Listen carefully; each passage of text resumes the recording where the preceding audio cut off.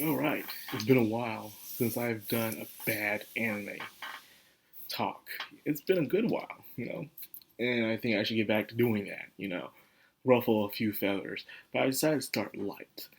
Remember yesterday I was talking about Rhonda Crimson saying how it's a good way to do a good, edgy revenge. Well, it's not really a revenge anime, but it's still an edgy anime, but it still had fun with itself. It could have funny characters, lighthearted moments, and some nice inner monologues, and a good soundtrack as well. To mix everything together just to have a fun watch, which is the reason why I'm waiting forward for the second half of that anime. And I even continue on to reading the manga, which things do get better even within the manga. It still keeps that funniness about it while still have that edge about some very gory stuff at the same time. It's very fascinating. Now, here's one that completely fails at that altogether. The Kingdom of Ruin. Kingdom of Ruin is an anime where I had high expectations for because this would be another edgy anime, but it failed. It failed completely. God, this was so awful. I watched it through the end just to see where it goes because the gore was good, but it was disappointing. Kingdom Ruin is about a world where once witches and humans coexisted until one day humans discovered science and advanced technology and decided they don't need the witches anymore. Okay, let the witches live their lives and you live your life. Simple? No. They start for some reason start killing all the witches. No matter what happened, they would kill the witches. And the fact that everyone just went along with it made no sense to me. Like, okay, you create your advanced technology, you can do things by yourself, good. What's the point of cutting down all the witches, even the ones that's been by your side for years? What is the point? So, I didn't understand that at first. They do explain it as, like, towards, like, this second half of the show, so you understand why. But anyways, but you're too confused for that long to really care. That's the thing. So, anyways, there's this one witch who's on the. I didn't bother remembering anyone's names in this show at all. So there's one witch with blonde hair who's been exiled by the witches and also the humans, but she's kept a little boy apprentice by her side that he admires, which they've been running away together, trying to be peaceful. Until one day they are injected right into the middle of the capital of the kingdom, and she is executed in the most weird way. Like the dude rips off some of her clothes, then shoots her. It's a total humiliation tactic, and then kills her off. Spares the child, but the child, which is her apprentice, seeks revenge. So he grows up being a killmongering, revenge-seeking dude in a way. But he gets captured.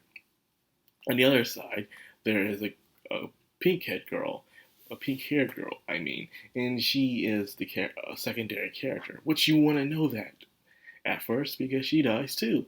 So, anyways, the guy breaks out again thanks to Pink Hair Girl. He goes on a rampage, just killing, destroying everyone and everything for his revenge until he is finally stopped. Pink Hair Girl dies. He dies, but he's brought back to life. The Pink Hair Girl is brought back to life. They go on a place where the witches saved him, and they go I'm spoiling this because it's not worth your time. They go to the moon where the witches have been hiding. They resurrect him, and they want him to resurrect his master so she can come back to life and create a weapon where humans can use magic too. Because after all, this boy is not a witch; he's a human, and the witch made a tool for him so he can defend himself, where he can use magic with. So that's what happened. So now they want to bring back his master, so he made these tools for humans they captured. So instead of going by orders, instead of bringing her back to life, instead of creating the tools to fight against the humans, no. He brings the strong soldiers of the humankind to their place to do a complete and total massacre of them, killing almost all the witches that are left in this freaking world. And then kills the guy who he's gonna be a main character, but no, he's not a main character. Instead, he dies too. Look, any character you see in the opening, they're dead. They're majority of the time dead. Okay, everyone just dies. You don't have a time to really attach yourself to anybody because they're dead. And those who are not dead, you only see them for a little while, and you don't see them ever again. And even if you read the manga, which I was skimming through, yeah, they show up here and there, but it's just the point. You can't attach yourself to any characters because whether they're dead or they barely show up at all. So it's just like, what the heck? So it seems like this is okay. At least you're going through this edgy revenge thing. But and then it stopped being about revenge for a while, and then them just traveling and stuff when they leave the moon, just traveling to a city or a town, discovering how different and new it is, and it's always abandoned and ruined. Like, what is the point of this? And then you find out who's the one behind everything, which like, I kind of guessed it, but the reason why shocks me a little. That's the only twist in the thing I cared about. Then you have this one cool guy who's out to chase them, and you have these two chicks who's also chasing them, just die off screen immediately. What was the point of that? You didn't even need them to be in the show, just to show how powerful the other dude is. If they did that, they could have showed him fighting the two girls in the first place. That would have been interesting. But instead, the execution and poor decision makings, not just in the anime itself, but the manga, is also god awful.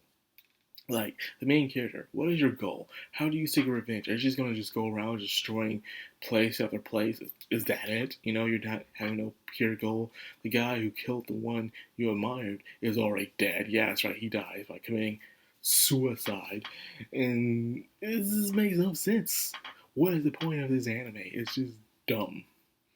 Dumb. I can't stand it. And so, anyways, the characters is a dude who's very edgy. All he wants to kill and seek revenge. But he brings back the pink hair girl who, like I said, once died and was brought back to life thanks to him. And she's the comic relief, the one who's trying to make sure to keep his humanity, I guess. And and she gets on my nerves too sometimes. It's like it's like she's like, yeah, he wanted to do that to me and stuff. He wanted to do these terrible things to me. He's a good person. And being around this dude from the very beginning, before you really knew who he was, he showed he was a terrible person who will mercilessly kill anyone in his path in the most brutal way he can imagine. Literally wearing someone's face to pretend to gloat to people who thought they won the war in front of their faces, just saying, and you think this dude is a nice guy deep down inside. Like, if he is nice, he's only showing niceness to you is because you remind him of his former master. That's the only reason why. This anime gave me a headache because how the dumb the main character girl acted. And even they show her background of why she acts so nice, which does make sense, is still pretty stupid in a way, or have at least some animosity towards something or someone of how she was treated in the past. Either way, the entire anime falls on itself. It is terrible and is a waste of time. The only thing good about this anime is the music and some of the art direction, and that is it. Music and art direction. Everything else just sucks. The world itself could have been interesting. Just it didn't have to be about a revenge story. You know, it could have just been about taking down a person that he probably takes stock because they're the ones who are ruining the world. He knows why the world is being ruined by because of the humans and the witches. And he could be on a mission to find spells to stop this person who is the main antagonist of the story. Would have made more sense, is all I'm saying. There were a ton of times where he could have had people help him with his revenge, but he turned it down for his own selfish and stupid desires. So in a way, he still acts like a child because he wasn't truly raised to be a responsible adult. So I guess that makes sense. But either way, this anime is a headache. I do not recommend it. It is terrible to watch. God awful. So this goes on the bad anime list, the Kingdom of Ruin. Ugh, what do you think of it? Did you see it? Did you watch it? Did you read it? If you did, let me know. Because God.